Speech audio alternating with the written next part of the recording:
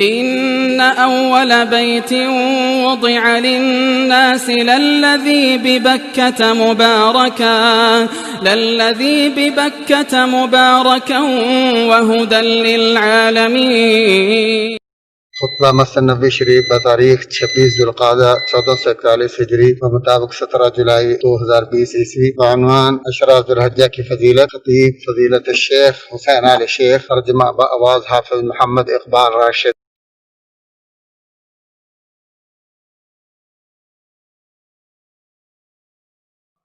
تمام تعریفیں اللہ کے لیے ہیں جس نے ہمارے لیے سیزنوں کو اور موسموں کو مشروع قرار دیا ہے، اور میں گواہی دیتا ہوں کہ اللہ وحدہ لا شریک کے علاوہ کوئی سچا معبود نہیں جو آسمان و زمین کا مالک ہے، اور میں گواہی دیتا ہوں کہ ہمارے نبی سردار جناب محمد صلی اللہ علیہ وسلم افضل المخلوق رسول ہیں۔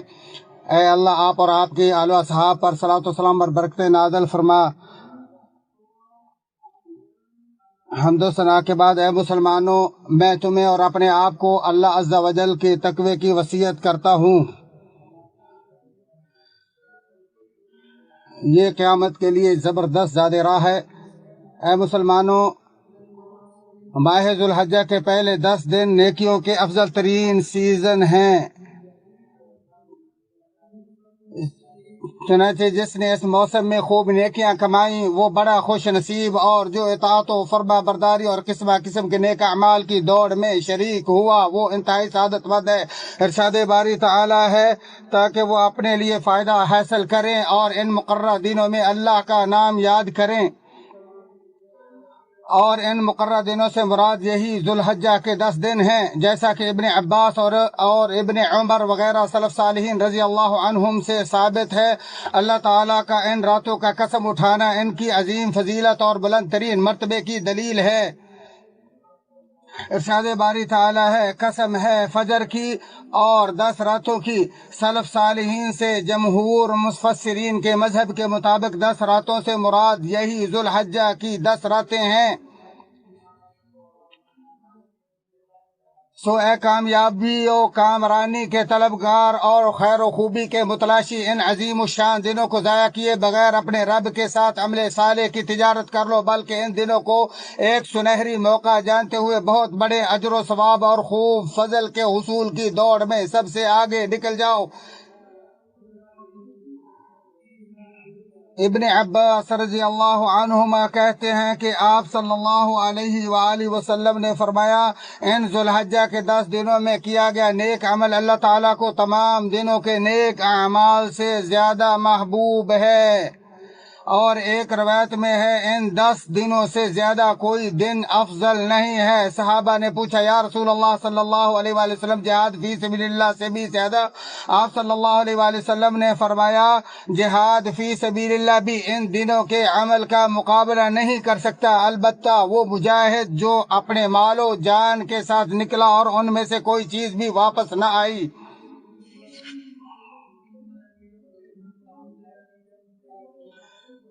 بخاری شریف۔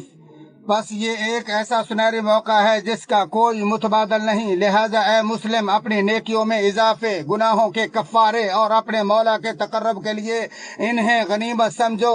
مسند امام احمد میں سند حسن کے ساتھ ابن عمر نبی اکرم صلی اللہ علیہ وآلہ وسلم سے روایت کرتے ہیں کہ آپ صلی اللہ علیہ وآلہ وسلم نے فرمایا، کوئی دن ایسے نہیں ہیں جن میں عمل کرنا اللہ کے نزدیک ان 10 دنوں سے زیادہ عظیم یا محبوب ہو، سو تم ان دنوں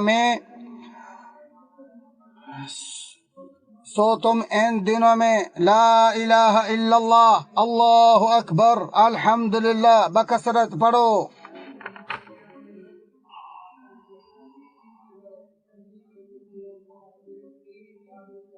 حضرت جابر رضی اللہ تعالی عنہ نبی اکرم صلی اللہ علیہ وآلہ وسلم سے روایت کرتے ہیں کہ آپ صلی اللہ علیہ وآلہ وسلم نے فرمایا، دنیا کے تمام ایام سے یہ 10 دن افضل ہیں۔ اسے ابن حبان اور بزار نے روایت کیا اور ذاہبی نے اس کی سند کو حسن قرار دیا ہے۔ سلف صالحین ان دنوں میں خوب ڈٹ کر جد و جہد اور حصول نیکی میں خوب محنت کرتے، کیونکہ وہ ان کی فضیلت و شرف سے آگاہ تھے۔ ابو عثمان نہدی کہتے ہیں سلف صالحین رمضان کے آخری اور ذوالحجہ و محرم کے پہلے عشرے کی بہت تعظیم کیا کرتے تھے۔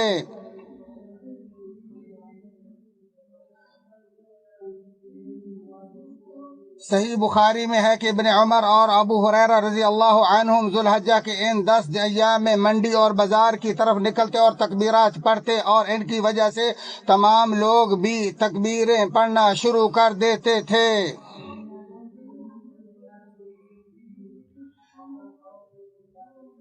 میمون بن مہران جو تابعین میں سے ہیں کہتے ہیں ہم نے ان لوگوں کو پایا جو ان 10 دنوں میں خوب تکبیریں پڑھتے تھے، اور ان تکبیرات کے بہت زیادہ ہونے کی وجہ سے مجھے شبہ ہوتا گویا کہ یہ سمندر کی موجیں ہیں۔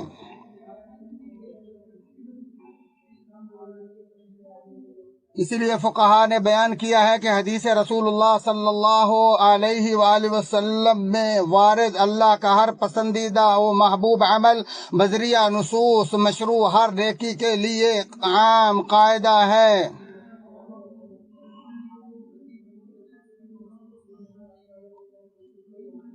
اور انہی میں سے تمام جسمانی اعمال ہیں، جیسے نماز، روزہ، حج، تلاوت قرآن بکثرت ذکر و استغفار، اور نبی علیہ السلام پر درود بھیجنا، اور وہ نیک اعمال بھی اسی میں شامل ہیں جن کا نفع مسلمانوں کو پہنچتا ہے،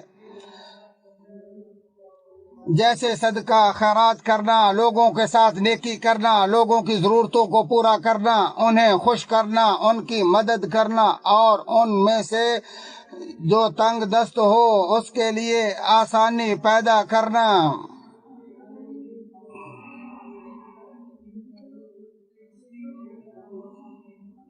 اور جو عمل تاکیداً ثابت ہے وہ ان ایام میں بکثرت ذکر اور استحباباً روزہ رکھنا ہے۔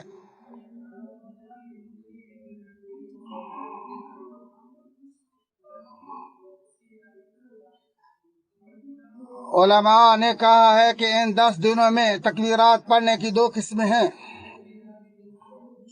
نمبر 1 مطلق، اور وہ ان تمام دنوں میں تکبیرات کا پڑھنا ہے، اور ایام تشریق بھی انہی کے ساتھ شامل ہے، اور یہ ان تمام اوقات و مقامات میں پڑھی جائیں گی جن میں اللہ تعالیٰ کا ذکر کرنا جائز ہے۔ نیز یہ تکبیرات بآواز بلند اور جہری پڑھی جائیں گی، جبکہ تکبیرات کی دوسری قسم مقید ہے، یعنی وہ تکبیرات جو فرض نمازوں کے بعد پڑھی جاتی ہیں، جو حج نہ کرنے والوں کے لیے یوم عرفہ نماز فجر سے، جبکہ حجاج کے لیے 10ویں ذی الحجہ نماز ظہر سے شروع ہوں گی، اور ایام تشریق کے تیسرے دن نماز عصر کے بعد ختم ہوں گی۔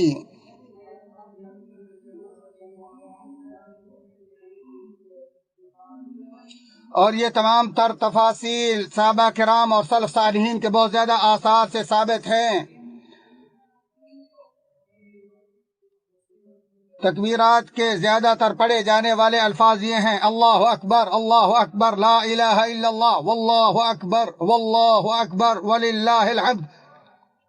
اسی پر اکتفا کرتے ہوئے اللہ عظیم سے ہر گناہ کی بخشش مانگتا ہوں، سو تم بھی میرے اور اپنے اور تمام مسلمانوں کے لیے اسی سے بخشش طلب کرو، بے شک وہی غفور الرحیم ہے۔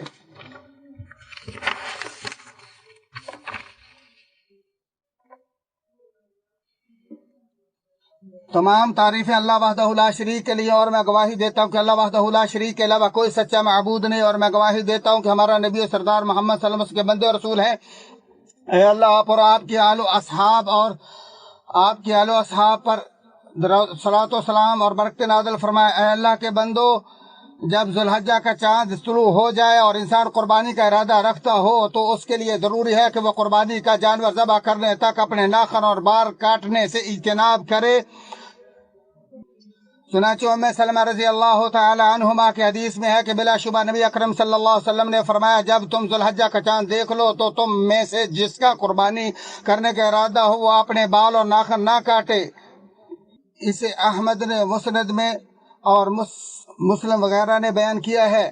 تمام اقوال سے واضح ترین قول یہی ہے کہ بال اور ناخن کاٹنے کے بارے میں انکار تحریمی، اور یہ صرف اسی کے ساتھ خاص ہے جو قربانی کر رہا ہو، اور اس کے وہ اہل و عیال وغیرہ مراد نہیں ہیں جن کی طرف سے قربانی کی جا رہی، اور بعض لفظوں میں ہے اپنے بال اور ناخنوں میں سے تب تک कुछ ना काटे जब तक कुर्बानी न कर ली जाए। बिलाशुबा अल्लाह ताला ने हमें एक ऐसे अमर अजीम का हुक्म दिया जो हमारे नफ्सों की पाकीज़गी और इस्लाह अहवाल का ज़रिया है। खबरदार वो है नबी अकरम सल्लल्लाहु अलैहि वसल्लम पर बकसरत दुरूद भेजना। तमाम सामिईन किराम की खिदमत में गुजारिश है कि वो फजीलत शेख की दुआ में शरीक हों और आमीन कहें। अल्लाहुम्मा सल्ली व सल्लिम व बारिक अला नबियिना व रसूलिना मुहम्मद मा दारतिल अफलाक वल अजराम व मा तताबअत अस्सनवात वल अय्याम। अल्लाहुम्मा सल्ली व सल्लिम व बारिक अलैहि ما تعاقب ليل ونهار. اللهم ارض عن الصحابة أجمعين وعن التابعين ومن تبعهم بإحسان إلى يوم الدين. اللهم اغفر لنا وللمسلمين الأحياء منهم والميتين. اللهم اغفر لنا وللمسلمين الأحياء منهم والميتين. اللهم ارحمنا برحمتك. اللهم اشملنا جميعا برحمتك. اللهم ارحمنا رحمة تغنينا بها عمن سواك. اللهم فرج همومنا وهموم المسلمين ونفس كرباتنا وكربات المسلمين. اللهم ارفع عنا البلاء والوباء يا ذا الجلال والإكرام. اللهم نفس عنا فيما نحن فيه يا ذا الجلال والإكرام. اللهم ارفع عنا الوباء. اللهم ارفع عنا الوباء. اللهم ارفع عنا الوباء يا ذا الجلال والإكرام يا حي يا قيوم. اللهم وفق خادم الحرمين الشريفين. اللهم وفقه ووفق نائبه لما تحبه وترضاه.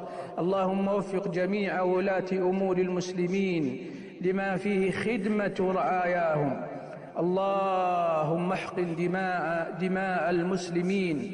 اللهم احقن دماءهم وصن أعراضهم واحفظ أموالهم يا حي يا قيوم. اللهم اجمع كلمتهم على الحق. اللهم اجمع كلمتهم على الحق. اللهم إنا نعوذ بك من زوال نعمتك وتحول عافيتك وفجاءة نقمتك وجميع سخطك. اللهم إنا نعوذ بك من جهد البلاء ومن درك الشقاء ومن سوء القضاء ومن شماتة الأعداء. وآخر دعوانا أن الحمد لله رب العالمين.